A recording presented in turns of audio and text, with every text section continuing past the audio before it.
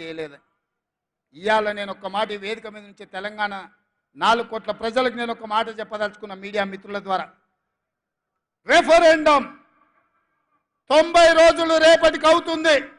ఎన్నికల్లో ఇచ్చిన మాట ప్రకారం ఆడబిడ్డల కార్టీసీ బస్సు ఉచితం ఇచ్చినాం. రాజీవ్ ఆరోగ్యశ్రీలో 10 లక్షల రూపాయలు పేదల వైద్యానికి ఇచ్చినాం. మొన్న గృహలక్ష్మి పేరు మీద ఈరోజు ప్రతి ఇంటికి 200 యూనిట్లు ఉచిత విద్యుత్ ఇచ్చినాం.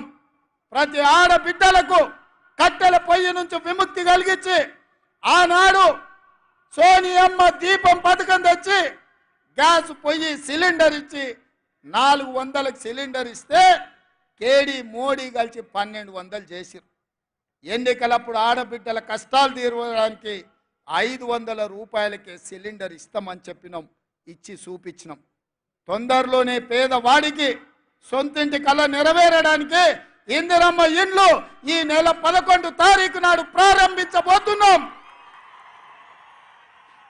ప్రతి నియోజకవర్గంలో పేదవాడికి ఇల్లు ఇవ్వడానికి 3500 ఇల్లు ప్రతి నియోజకవర్గంలో ఆల్రెడీ మంజూరు చేసినాం.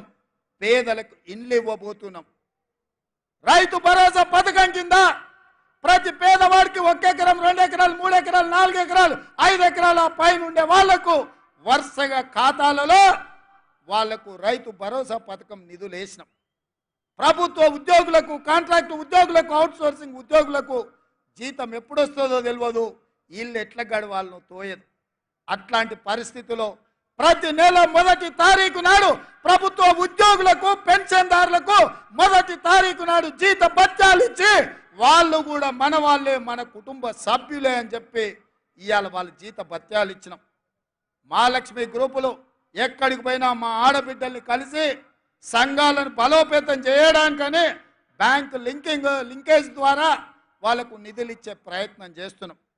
అందుకే ఇవాళ మిత్రులారా నేను అడుగుతున్నా, రేపటికి 90 రోజులు 3 నెలలు, 3 నెలల్లో 30,000 ఉద్యోగాలు ఇచ్చి నిరుద్యోగ యువకుల్ని ఆదుకొని లక్షలాది మంది నిరుద్యోగ యువకులకు విశ్వాసాన్ని మేము కల్పించినాం. డిఎస్సి నోటిఫికేషన్ 11,000 పైచీలకు ఉద్యోగ అవకాశాలు ఇచ్చినాం.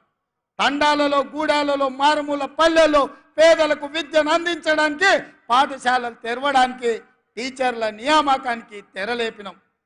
గ్రూప్ 1 పబ్లిక్ సర్వీస్ కమిషన్ ద్వారా 563 ఉద్యోగాలకు నోటిఫికేషన్లు ఇచ్చినాం. ఒక్కొక్కటిగా కేసీఆర్ చిక్కుముల్లేసి కాకి లెక్కలు చెప్పి తెలంగాణను సర్వనాశనం చేస్తే 10 ఏళ్లలో 100 ఏళ్లకు సరిపోయే విధ్వంసం సృష్టిస్తే ఒకటిగా శకలాల నుంచి తెలంగాణను బయటికి తెచ్చే ప్రయత్నం చేస్తున్నాం. మిత్రులారా, ఇవాళకి 89 రోజులైంది.